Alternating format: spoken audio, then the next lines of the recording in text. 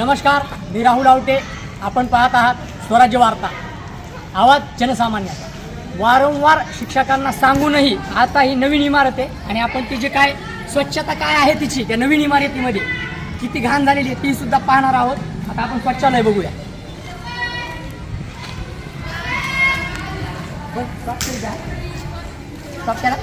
हे स्वच्छालय हे इकडं बघा, घाण त्याच्यात वेगळं.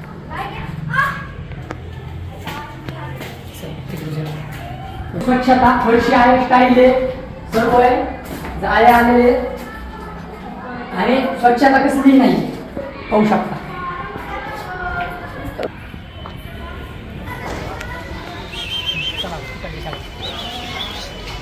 आज भारत मिशन आष्टी जिल्हा परिषद मध्ये आलेलो आहे. फेसबुकला तुमच्या कमेंट्स पाहिल्या, तुमचा प्रामाणिकपणा पाहिला, तुम्ही किती विद्यार्थ्यांबद्दल काम करताय, किती त्यांना योग्य शिक्षण देताय, पोषण आहार देताय, शालेय साहित्य असेल, पुस्तक असतील, गणवेश असतील, हे किती चांगल्या दर्जाचं देताय हे कळालं.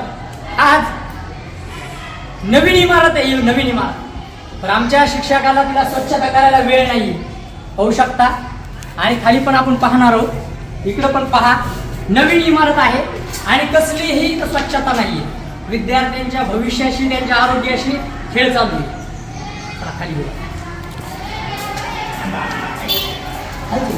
खाली चालू ठेवायचं का आता? चालू ठेवू का? स्टॉप केला असेल नाही केलं, करू का? 2 मजली इमारत आहे आणि वरती बघू शकता आपण सर्व पाणी जमा होतं, काही जागेवर गळतेच सुद्धा हॉल. आपण बघूया, आपण लॉक लावलेले. कोपरे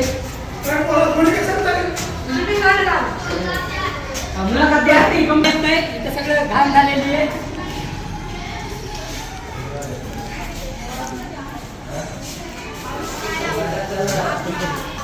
शाळा चालू आहे, इकडे वर्ग आहे आणि ही स्वच्छता आहे.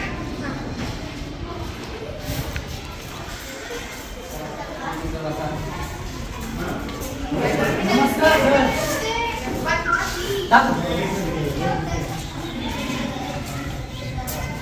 कॅमेरा चालू आहे. इथं स्वच्छता नाहीये. आज सगळ्या गोष्टी इथं जसं तशी घाण, जे मटेरियल काम झालेलं आहे, काम पण गुत्तेदार आणि निकृष्ट दर्जाचं केलेलं आहे आणि काम अपूर्ण आहे. इमारत झालेली आहे, लाईट फिटिंग नाही आहे, पुढचं काहीच आज बांधकाम होऊन तिचा वापर नाही आहे, पडीत आहे खर्च करून.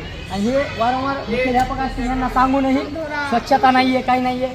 आज बघू शकता आलेली शाळा, आष्टी ग्रामपंचायती तिच्याकडे लक्ष देणं, वारंवार तिला पाडण्याचे आदेश आलेले, पण ग्रामपंचायतीकडे बजेट नसल्यामुळं ते झालेलं आहे. आज त्याला खिडक्या नसल्यामुळं विद्यार्थी तिकडे जातात खेळण्यासाठी, पण एखादं जर समजा त्याच्यामध्ये जीवितहानी जर विद्यार्थ्याला झाली तर याची जबाबदार कोण, मुख्याध्यापक का ग्रामपंचायत, हा सर्वात मोठा प्रश्न आहे.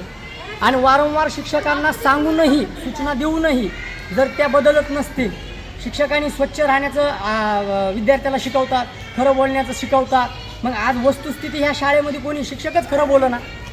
हां, शिक्षक आज प्रशासनाचे जे भाडं आहे, भाडं निवासी राहण्याचं, ते भाडं उचलतात, पण एकही शिक्षक आज राहत नाही. मग तुम्ही खोटं का बोलता? तुम्ही विद्यार्थ्याला काय घडवणार, काय सांगणार? तुम्ही जर तुमच्या 5-10 हजार रुपयाच्या त्या भाड्यासाठी जर तुम्ही प्रशासनाला फसवताय, खोटं बोलताय, मग त्या विद्यार्थ्याला काय सांगणार तुम्ही? आणि पोषण आहार असन त्याचा दर्जा बघितला पाहिजे, मुख्याध्यापकाने ती खिचडी खाल्ली पाहिजे, विद्यार्थ्याला कशा पद्धतीने देताय, स्टेशनरी असन, गणवेश असन, आज शासन जे सुविधा या विद्यार्थ्यांसाठी उपलब्ध करतं त्या खरंच त्या दर्जाच्या येत आहेत का हे पण पाहिलं पाहिजे. आज शिक्षणाच्या नावाने 3-13 झालेले मराठी शाळा बंद पडत आहेत, याला कारण फक्त शिक्षकच आहे. आणि शिक्षक सांगतात आमच्यावर वरच्या जबाबदाऱ्या आल्या, हे आल्या, इकडचं आलं, तिकडं पाहावं लागतं. अरे पण तुमचं ग्राउंड लेवलला काम कमजोर झालं म्हणून तुमच्यावर प्रशासन त्या जबाबदाऱ्या देतं असं मला वाटतं. जर तुम्ही गुणवत्ता जर समजा त्या जिल्हा परिषदच्या विद्यार्थ्याला दिली, आहेत शाळा, काही ग्रामीण भागातल्या शाळा आहेत, पण आमच्या ह्या शाळेमध्येच गुणवत्ता ढासळत चाललेली. 10वीचे 35-36 विद्यार्थ्यापैकी अर्धे विद्यार्थी नापास होत आहेत, त्याच्यामध्ये गुणवत्ता दिसून येते. मग जर शाळा सुधरू शकत नाही, तिथं झाडं लागू शकत नाही, वारंवार केंद्रप्रमुख असतील त्यांनासुद्धा हे दाखवली, तेही मनावर घेत नाही, मग ह्यांना अभय कोणाचं आहे? कोण यांना पाठीशी घालतंय? शिक्षण अधिकारी, मुख्य कार्यकारी अधिकारी का कलेक्टर यांच्यापर्यंत हे जाणं गरजेचं आहे. आता कारण की ग्राउंड लेवलला आज शासनाचीच फसवणूक हे करताय. निवासी निवासीचं भाडं ते उचलताय. पुन्हा ज्या काही छोट्या मोठ्या गोष्टी आहेत, स्टेशनरी असेल, त्याच्यामध्ये असेल, पोषण आहार असेल, याचे बी दर्जे तपासले पाहिजे. विद्यार्थ्यांचे पुस्तकं प्रत्येक विद्यार्थ्याला गेले का, गणवेश त्यांना कोणत्या दर्जाचे आले, पैसे किती आले आणि कितीचा तुम्ही खरेदी केला ते पण बघणं गरजेचं आहे. एकदम लो क्वालिटीचे जर तुम्ही त्यांना गणवेश देत असताल तर ते पण चुकीचं आहे. छोट्या छोट्या गोष्टी आहेत. नक्कीच आता शिक्षण अधिकारी संगीता मॅडम भागवत त्यांना पण निवेदन द्यायचं. आणि त्यांचा पण खूप मोठा भ्रष्टाचार आहे. दैठण्यामध्ये एका शिक्षकाने अमानुषपणे मारहाण केली.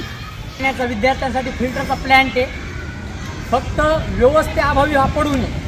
बघू शकता टाकी आहे, ड्रम आहे, सगळं आहे.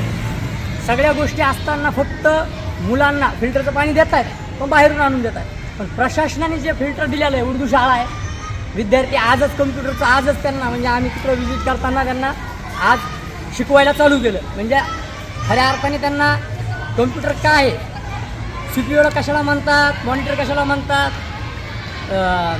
कीबोर्ड कशाला म्हणतात, माऊस कशाला म्हणतात, हे कोणतंच प्रॉपर नॉलेज नाही आहे मुलांना. मग जर शासन यांना योजना देतं आहे, मग शिक्षक का काटकसर करतात? त्याच्यात काय त्यांना बिल येणार नाही किंवा मेंटेनन्स काही पैसे खर्चायचे नाही आहे. धूळ खात ते कम्प्युटर बसलेले होते, आज ते ओपन करण्यात आलेले आहे. ही वस्तुस्थिती आहे. आणि बाहेरचे जे शिक्षक काही बोलत आहेत की शिक्षक असा आहे, ही जबाबदारी आहे. अरे ज्या गोष्टी आहेत त्या तर तुम्ही द्या, त्या का देत नाहीत तुम्ही? ह्या गोष्टी पहा. आज मुद्दामून व्हिडिओ बनवायचं कारण असं आहे की फेसबुकला ज्या ज्या पोस्ट तुम्ही शिक्षकांनी टाकल्या, ती शाळा बघा आणि तुम्हाला लाज वाटू द्या थोडीशी, जनाची नाही पण मनाची. आणखीन पलीकडे कन्या शाळा ही दाखवणार आहे.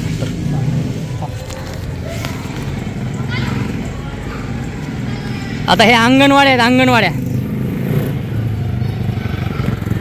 आता इथं चिखल आहे, लहान लहान मुलं येतात. हे अंगणवाडीच्या दारामध्ये ही अंगणवाडी आहे, ही एक अंगणवाडी आहे.